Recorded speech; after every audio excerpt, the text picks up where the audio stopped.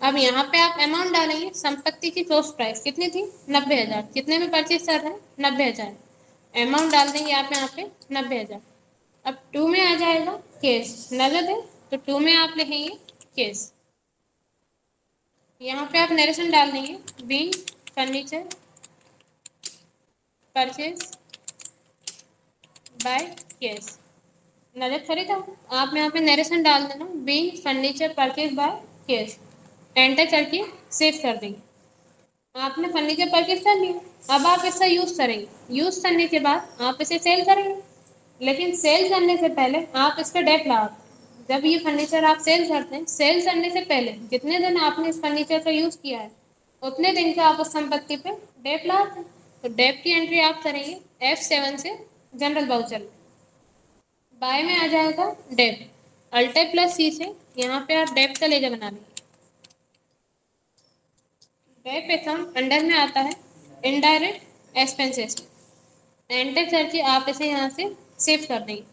अब आप डेट में अमाउंट कौन सा लिखेंगे, जितने दिन आपने संपत्ति का यूज किया था उतने दिन का डेट का अमाउंट कितना आ रहा था 7,534।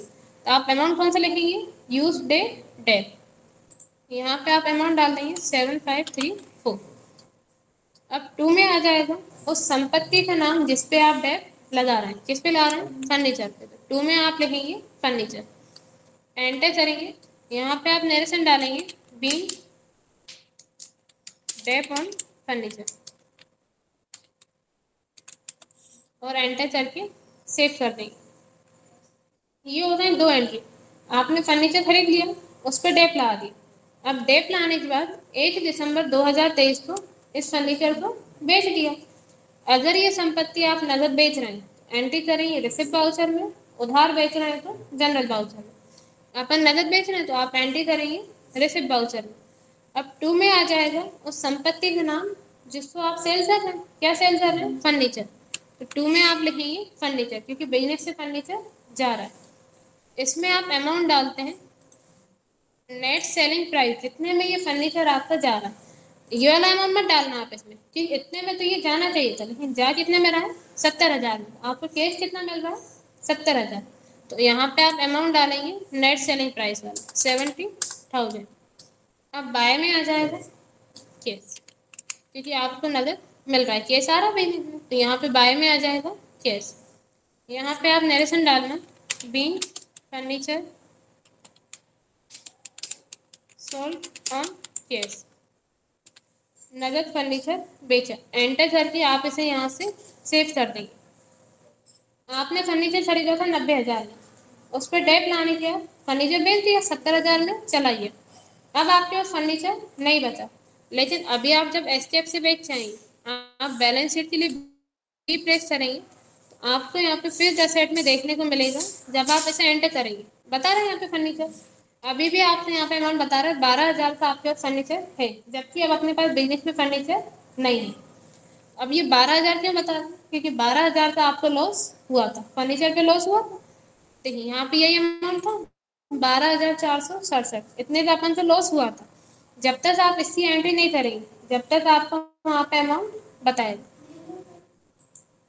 आप यहाँ से टैली पे जाएंगे, वाउचर एंट्री के लिए आप बी प्रेस करेंगे, प्रॉफिट एंड लॉस की एंट्री आप करते हैं F7 से जनरल वाउचर में।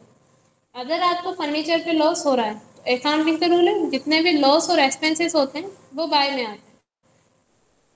अगर लॉस हो रहा है तो बाय में आप लिखेंगे profit and loss. Profit and loss का लेजर आपको नहीं बनाना पड़ता, टैली में पहले से बना होता है। ठीक है, कितने का लॉस हो रहा है, ये 12,466, यहाँ पे आप ये अमाउंट डाल देंगे और 2 में आप लिखेंगे उस संपत्ति का नाम जिस पे आपको लॉस हो रहा है, किस पे हो रहा है फर्नीचर पे। एंट्री आप करना बाय में आ जाएगा प्रॉफिट एंड लॉस और 2 में फर्नीचर, नरेशन डाल देंगे being loss on furniture, enter करके सेव कर दें। अब आप एसकेएफ से बेच जाएंगे, बैलेंस शीट के लिए बी प्रेस करेंगे, अब आपको फिर सेट में फर्नीचर देखने को नहीं मिलेगा, क्योंकि आपने ऐसे सेल कर दिया, इस पर जो लॉस हुआ था उसकी एंट्री भी आपने यहाँ पे कर दी। अब इतने में कोई डाउट हो तो पूछ लीजिए।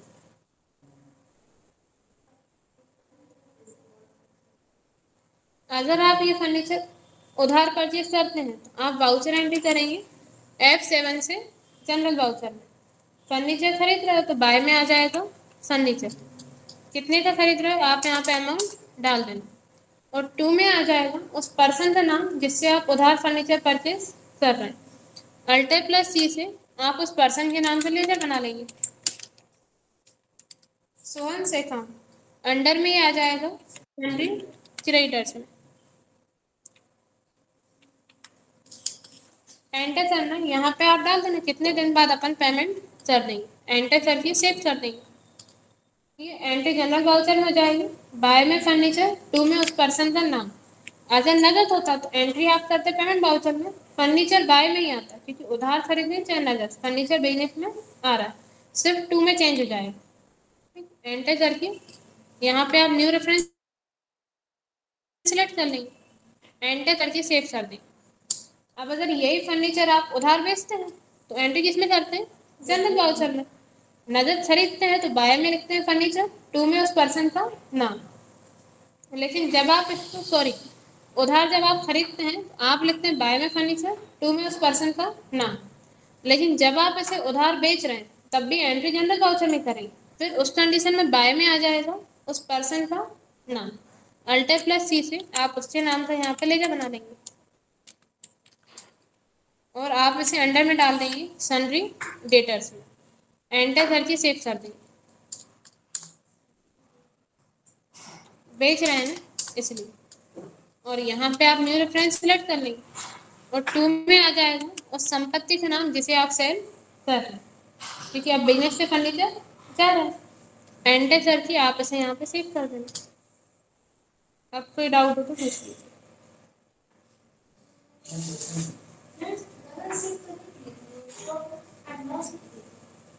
ये चीज़ आपको पहले बोलनी चाहिए, ठीक है। अब हमने इसमें एंट्री कर दी, अब बैलेंस शीट यहाँ पे चेंज हो गई। हम ये एंट्री डिलीट कर देते हैं, फिर आप मिला लेंगे।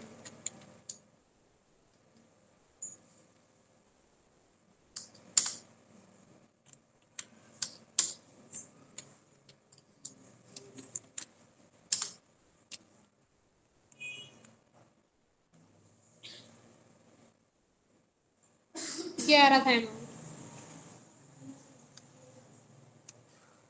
ठीक है। इतने में कोई डाउट हो तो पूछ लीजिए, क्वेश्चन तो हम वैसे भी देंगे, अभी इसमें कोई डाउट हो तो वो पूछ लीजिए।